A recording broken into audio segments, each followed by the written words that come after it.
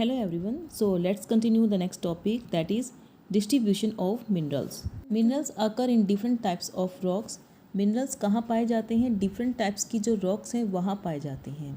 These are igneous rocks, metamorphic rocks and sedimentary rocks. Generally metallic minerals igneous और metamorphic rocks में पाए जाते हैं क्योंकि ये क्या बनाते हैं? लार्ज प्लेट्यूज बनाते हैं. So what are these areas where metallic minerals found in igneous and metamorphic rocks? सो वो कौन से एरियाज हैं जहाँ पर मेटेलिक मिनरल्स इग्नियस और मेटामॉर्फिक रॉक्स में पाए जाते हैं?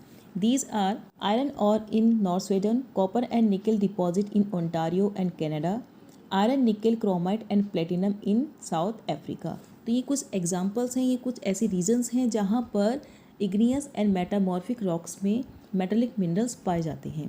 Sedimentary rock formation of plains and young fold mountain contain non metallic minerals like limestone. Sedimentary rocks जिससे प्लेन्स और यंग फोल्ड माउंटेन बनते हैं वहाँ पर नॉन मेटेलिक मिनरल्स पाए जाते हैं लाइक लाइमस्टोन. सो यहाँ पर कुछ एरियाज़ हैं, कुछ रीजन्स हैं जहाँ पर नॉन मेटेलिक मिनरल्स पाए जाते हैं, जैसे फ्रांस के काकेशस में लाइमस्टोन, जॉर्जिया और यूक्रेन में मैग्नीज और अल्जीरिया के कुछ बेल्ट्स में फॉस्फेट पाया जाता है. तो ये कुछ एरियाज़ हैं जहाँ पर नॉन मेटेलिक मिनरल्स पाए जाते हैं. Now will see some continent where minerals are found. So first one we have here Asia. China and India have large iron ore deposit.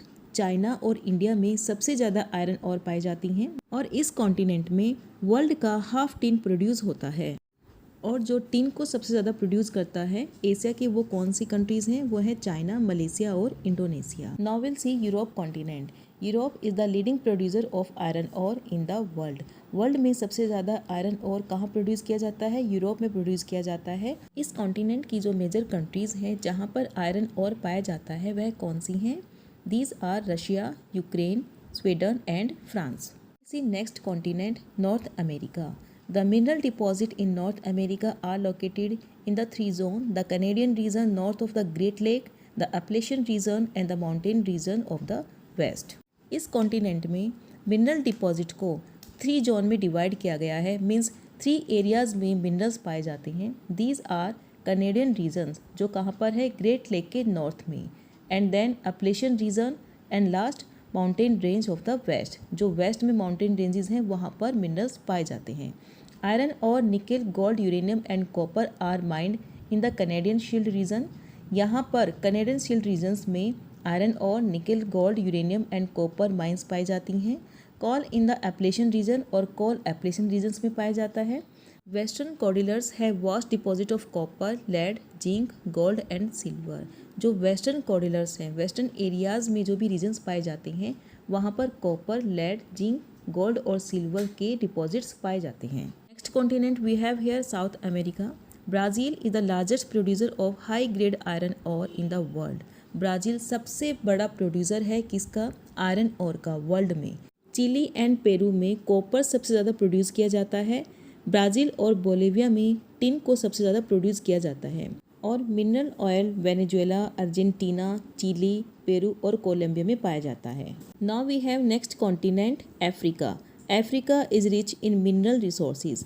Africa में सबसे ज़्यादा मिनरल रिसोर्सेज पाए जाते हैं.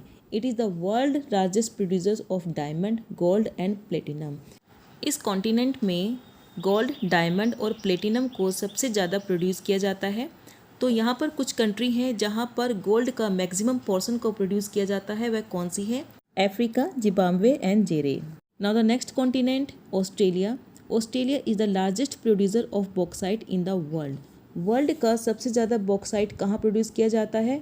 ऑस्ट्रेलिया कॉन्टिनेंट में. और यहाँ पर गोल्ड, डायमंड, आयरन और टिन एंड निकल को भी प्रोड्यूस किया जाता है. Now the last continent we have here Antarctica.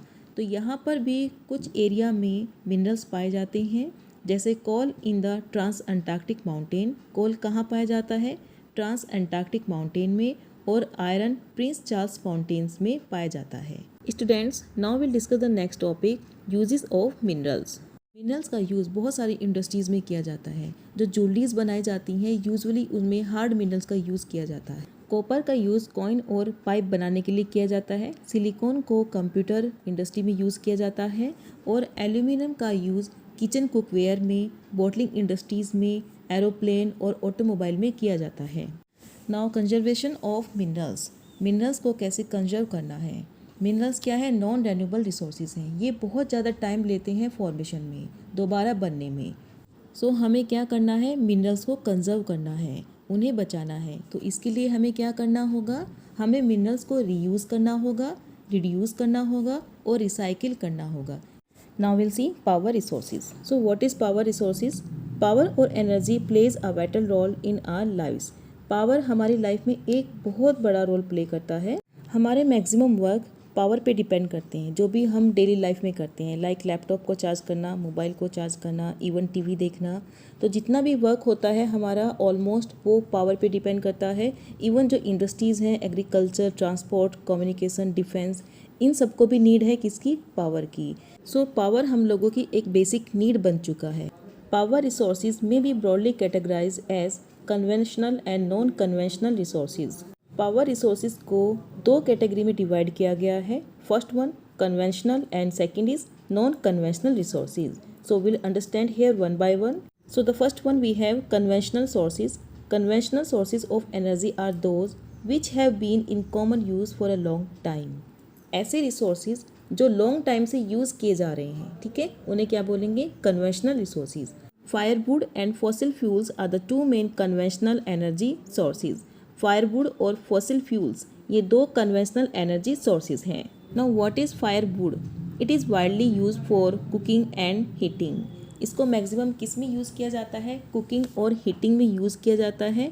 और हमारी कंट्री में जो विलेज हैं उस एरिया में इसका ज़्यादा यूज़ किया जाता है। Now what is fossil fuels. Remains of plants and animals which were buried under the earth for million of years got converted by the heat and pressure into fossil fuels। Millions years पहले अर्थ के अंदर plant और animals के remains दब गए थे और वो हीट और प्रेशर की वजह से किस में कन्वर्ट हो गए, फॉसिल फ्यूल्स में कन्वर्ट हो गए।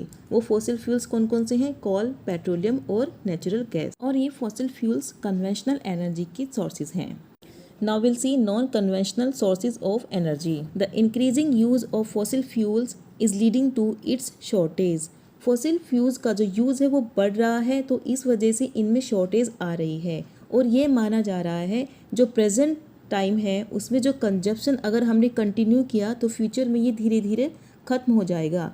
सो there is need for using non conventional sources such as solar energy, wind energy and tidal energy. तो फॉसिल फ्यूल्स का सब्स्टिट्यूट क्या देखा गया, नॉन कन्वेंशनल सोर्सेज। ये क्या होते हैं, रेन्यूएबल होते हैं, इन्हें दोबारा बनाया जा सकता है।